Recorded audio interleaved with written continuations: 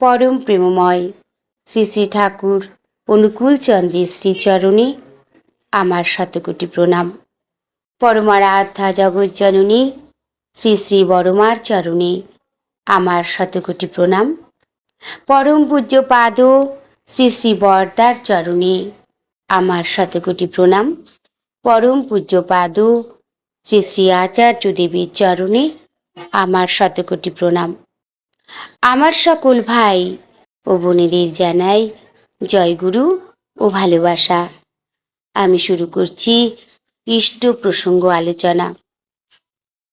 পরম প্রেমময় শ্রী শ্রী ঠাকুর বলেছেন, শরীর ঠিক রাখিস, আর তোর মনে কেউ কষ্ট দিলেও তুই কারো মনে কষ্ট দিস না। যতটুকু পারিস মানুষের ভালো করিস ও ভগবানের কাছে সবার মঙ্গল প্রার্থনা করিস।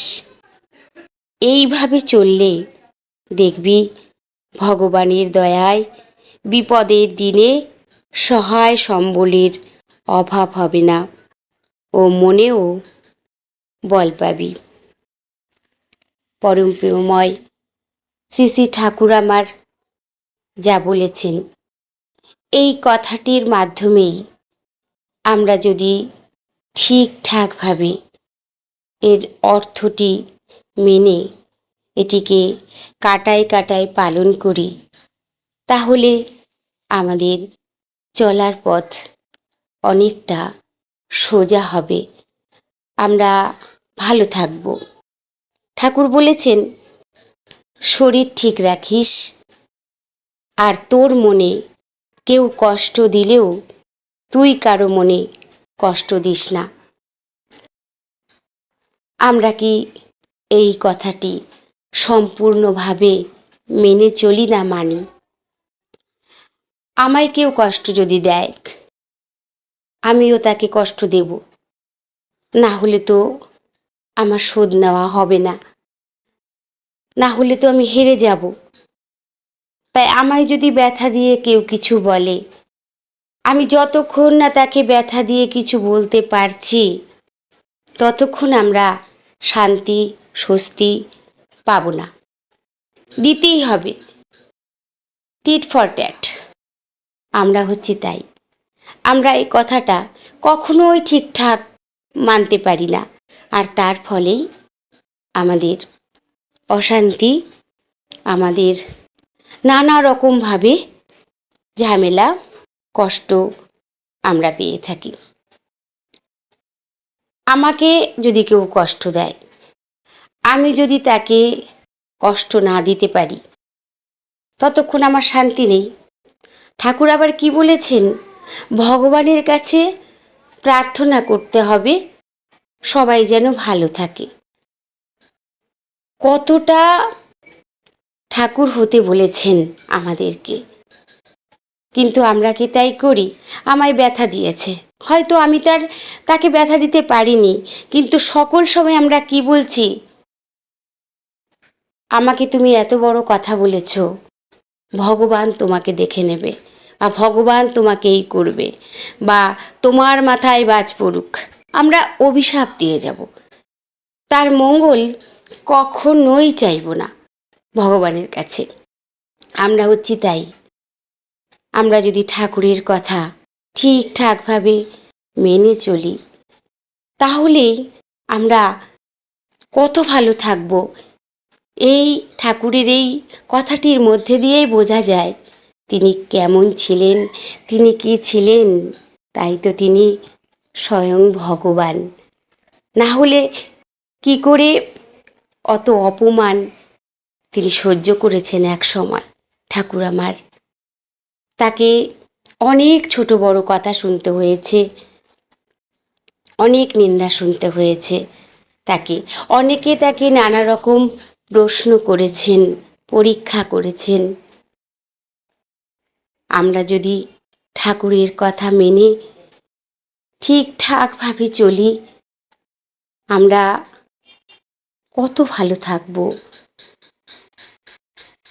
সামান্য আমরা ঘরোয়া অশান্তি হয়তো হয়েছে, তাতে আমার পরিবারের হয়তো আমাকে কেউ দুটো কথা শোনালো, কথাগুলি আমার কাছে ভালো লাগলো না, আমার একটু কষ্ট হলো, ব্যথা লাগলো। কিন্তু আমরা কি করব? আমরা সঙ্গে সঙ্গেই তাকেও বলবো। তখন বললে সেই পরিবারে বিশাল আকার ধারণ করলো সেই অশান্তি। সন্তানরা তারাও যদি ছোট বড় কথা বলে, আমরাও বলি আর বলে থাকি ভগবান তোর ভালো করবে না। ঠাকুরের কাছে আমরা অনেক সময় অনেক কিছু বলে থাকি, ঠাকুরের কাছে অনেক সময় আমরা অনেক কিছু চেয়ে থাকি, এটা দাও সেটা দাও। মানে ঠাকুর আমাকে হুকুম দেবে, আদেশ দেবে কি আমি তাকে দিই। আমরা হয়তো কোনো বিপদে পড়ি, তখন কি করি? ঠাকুর, এই বিপদ থেকে যদি উদ্ধার না করেছো, তোমার একদিন কি আমার একদিন। আমরা ঠাকুরের কাছে এসে অমন করতে থাকি যেন তিনি আমাদের চাকর। আমরা অনেক সময় অনেক অশান্তি পেয়ে ঠাকুরের কাছে বলি, ঠাকুর আর ভালো লাগছে না বাঁচতে, তুমি আমায় তুলে নাও। আমরা তো বলে থাকি। সত্যি সত্যি যদি ঠাকুর আমাদের সব কথা শুনতো আর এইভাবে মেনে নিত, তাহলে হয়তো এতদিনে পৃথিবীতে মানুষ আর থাকতো না, সব শেষ হয়ে যেত। কারণ অনেক সময় অনেক রকম অশান্তিতেই আমরা তার কাছে বলেই থাকি, ঠাকুর মুক্তি দাও, আর ভালো লাগছে না। তিনি তো আমার চাকর নন,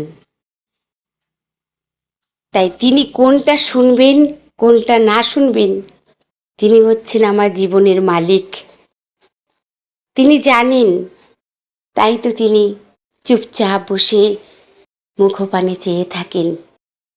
আমরা দুঃখে পড়ে যখন তাকে দোষারোপ করি, তখন তাকিয়ে থাকেন।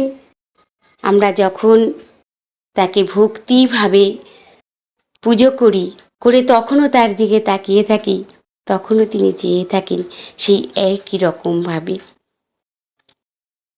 সব দেখছেন, সব শুনছেন, সব জানছেন।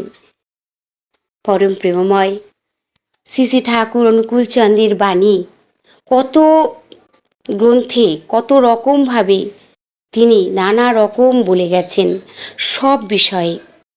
আর সেগুলি যদি আমরা ঠিকভাবে অনুসরণ করি, তাহলে আমাদের অনেক জ্ঞান বাড়বে, আমাদের বুদ্ধি বাড়বে, আমরা অমন ভুল করব না।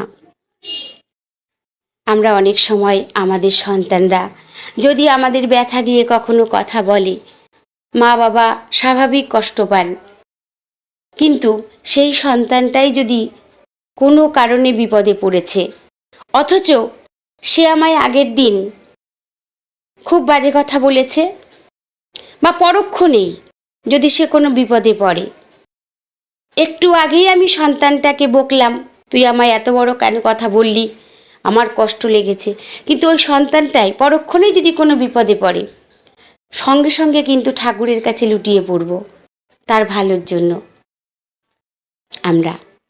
কারণ মা তো, আমরা মা বাবা, তাই আমরা কখনো তাদের অমঙ্গল চাই না। কিন্তু পারিপার্শ্বিক যারা আমার আছেন, প্রতিবেশী, ঠাকুর বলেছেন সকলকে নিয়ে বাঁচতে। তাই তারাও যদি কখনো কষ্ট দিয়ে কথা বলে, কখনো দুর্ব্যবহার করে থাকে, তাদের সঙ্গে তদ্রূপ আচরণ করা ঠিক নয়। কিছুক্ষণ পর তার সঙ্গে গিয়ে ভালোভাবে কথা বলে ব্যাপারটি সুন্দর করে সংশোধন করে নেওয়া লাগে। কারণ আমরা চাই সবাই মিলেমিশে বাঁচতে পরম প্রেমময় শ্রী শ্রী ঠাকুর অনুকূল চন্দ্রের দীক্ষায় দীক্ষিত হয়েছি। তাই তার নীতি অনুসারে, তার বিধি মাফিক চলন অনুসারে সকল সময় আমরা চলার চেষ্টা করে থাকি। তাই আমাদের থাকতে হবে সব সময় সংযত, হিসাব করে কথা বলতে হবে, চাল চলন চরিত্র স্বভাব সব ঠিক রাখতে হবে, ইষ্ট প্রাণ হয়ে উঠতে হবে। আমাদের স্বার্থ ইষ্ট স্বার্থ, আর কিছু নয়। তাহলেই আমাদের জীবন সুন্দর হয়ে উঠবে। সবাই ভালো থাকবেন, সুস্থ থাকবেন। পরম দয়ালের শ্রীচরণে আমি সকলের জন্য মঙ্গল প্রার্থনা করি। জয় গুরু।